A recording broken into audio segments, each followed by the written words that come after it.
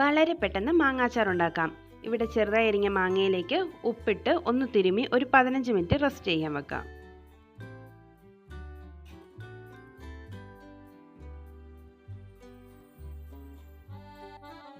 ഇപ്പോൾ 15 മിനിറ്റായി.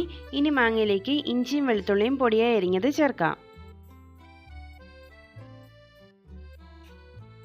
സ്വല്പം മഞ്ഞൾപ്പൊടിയും മുളക് പൊടിയും ചേർക്കാം. ഇവിടെ 1 ടേബിൾ സ്പൂൺ കാശ്മീരി മുളക് പൊടിയും 1 ടീസ്പൂൺ എരിവുള്ള മുളക് പൊടിയാണ് ചേർത്തിരിക്കുന്നത്.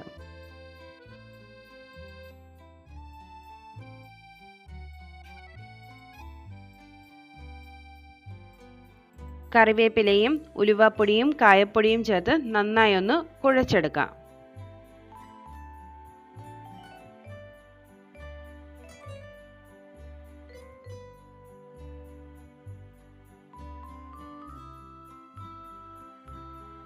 ഉപ്പും മുളകും ഒക്കെ നന്നായി കുഴച്ച് വെച്ചിട്ടുണ്ട്.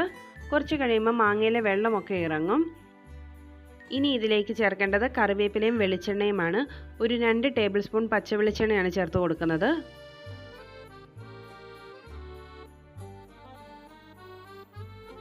എണ്ണ ഒഴിച്ച് നന്നായി ഒന്ന് ഇളക്കി യോജിപ്പിക്കേണ്ടതാണ്. നല്ലപോലെ ഇളക്കി യോജിപ്പിക്കണം.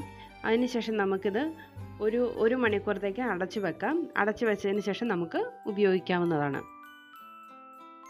വളരെ എളുപ്പം സദ്യക്കൊക്കെ തയ്യാറാക്കി എടുക്കാവുന്ന അച്ചാറാണിത്. ഉപയോഗം കഴിഞ്ഞ് ഫ്രിഡ്ജിൽ സൂക്ഷിക്കാവുന്നതാണ്. അപ്പോൾ എല്ലാവരും ഈ അച്ചാറൊന്ന് ട്രൈ ചെയ്ത് നോക്കുക. വീഡിയോ ഇഷ്ടമായ ലൈക്ക് ചെയ്യാനും ഷെയർ ചെയ്യാനും കമൻറ്റ് ചെയ്യാനും മറക്കല്ലേ. ഇതുപോലെയുള്ള വീഡിയോസിനായി ചാനൽ ഒന്ന് സബ്സ്ക്രൈബ് ചെയ്ത് എന്നെ സപ്പോർട്ട് ചെയ്യണേ. പുതിയ നല്ല വീഡിയോസുമായി വീണ്ടും കാണാം.